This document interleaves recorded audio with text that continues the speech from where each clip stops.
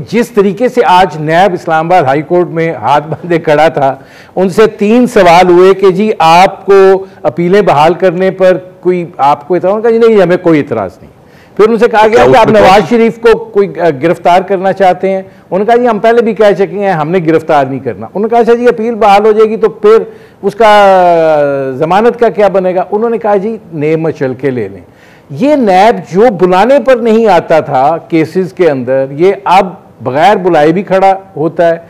इस तरीके के हाई कोर्ट ने बुलाया उनको, नहीं हाई कोर्ट ने उनको पहुंचे तो सही ना, पहुंचे तो सही, पहले तो पहुंचते ही नहीं थे और फिर इस तरीके से कहां नहीं पहुंचते थे, कहां नहीं पहुंचते थे अदालत। क्या कमाल बातें करते हैं आप भी।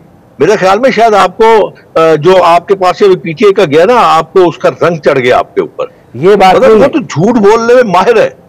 आप कम से कम खुदा के लिए आप तो ऐसी बातें ना करें। हाँ। मैंने आपको क्लियर बात बताई है कि एक चीज जो तय है, जितने मुकदमात बनाए गए उनका जो बुनियाद थी वो झूठ थी। वो बुनियाद जो थी अपनी अना की तस्कीन थी। वो जो इनके अंदर दिमाग में तकब्बर था वो आपके सामने, और हर मुकदमा एक नहीं, हर मुकदमे की बुनियाद वही थी। और ऐसे मुकदमा का इंजाम जो होता है, इंजाम जो होता है वो यही होता है।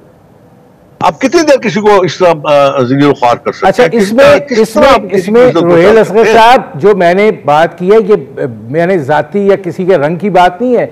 ये तो इस्लामाबाद हाई कोर्ट के जज साहब की ऑब्जर्वेशन थी कि आप आते नहीं थे और अब पिछली जो समाअत हुई थी कि आपको बुलाया नहीं और आप मौजूद हैं, ये उन्होंने कहा है। देखें, ये जज का और उसका मामला है। मैं और आप कौन है इस पे डिस्कस करने वाले? मैं तो कम से कम किसी अदालत के मामले पर, उसकी गुफ्तगू पर, उनके रिमार्क्स पर मैं तो कम से कम किसी किस्म के रिमार्क